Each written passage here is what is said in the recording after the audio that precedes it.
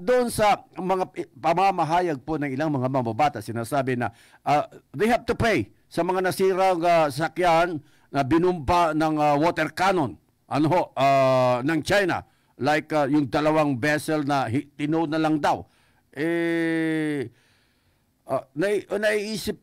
Nakikita ko, yun hong napuno na ang ating presidente sa mga pinagagawa ng China. Kaya we have to have another strategy. Kaya nga ako, nangangamba ko, kung ano kayo gagawin ng ating presidente, parang elepante na at saka nandoon tayo sa tuktok ng elepante na lumilipad-lipad na parang langaw. Pero ang sabi ng ating presidente, kinakailangan baguhin na natin. Yun ang gusto kong kunin.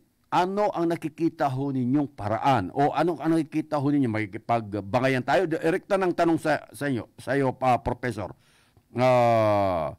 Head on, talagang pagka naroon sila, ano na natin?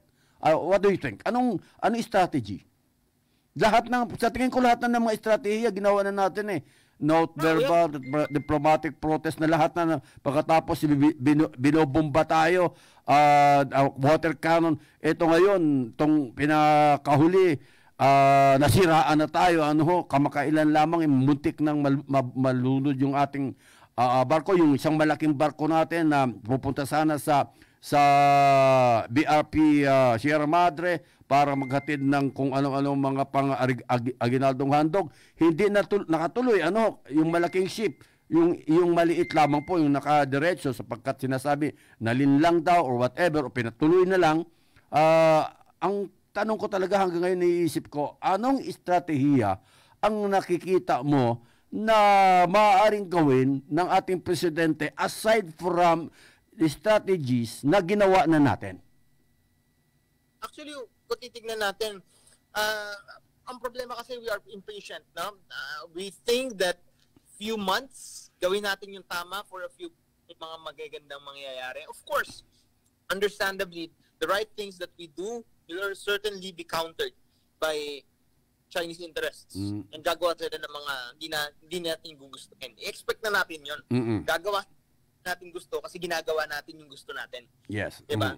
Yun yung word. So, ang akin is that when it comes, for example, let me comment on the Chinese, magpapabayad na ng Chinese, ng damage ng mga Chinese, asa pa tayo. We cannot make them pay that, pero we will certainly make them pay for the next.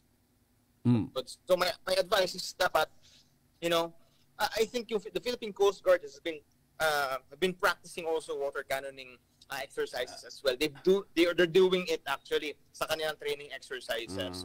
I've seen one in the posting ng Philippine Coast Guard, and I think kakayanin natin makipaglaro doon. We have been too tolerant. Yes. Maximum That's tolerance talaga. Totoo. China, kayo ang gumawa nito Diba? You made this happen. No? So ang sa akin, it sounds hawkish, pero I think it's time to up the ante in terms of water cannon as well. We have to fire back. Kasi pag hindi natin gagawin yan, might as well not sail there. No? Yes. So that's my point.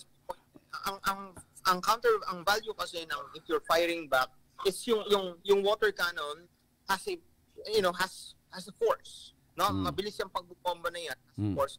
It can constrain yung commanders ng kabilang Chinese Coast Guard to do this maneuvering at the same time. Kaya sila clear na nakakapag-maneuver. Yes, kasi tayo gumagante. Once, practically speaking, pag nag-fire back ka din, using your water cannon, i-overwhelm mo yung command and decision-making structure, which is why I really want us to see na itong certain episode na water cannon, titignan natin kung paano sila mag-react. And certainly they like that. But so what? Diba? We have to doing this one the right thing because it might generate beneficial effects in the future. Wag tayong impatient. Media House Express. Media House Express. Kaagapay sa paghahatid ng mga pangkasalukuyang kaganapan at pagseserbisyo sa taong bayan.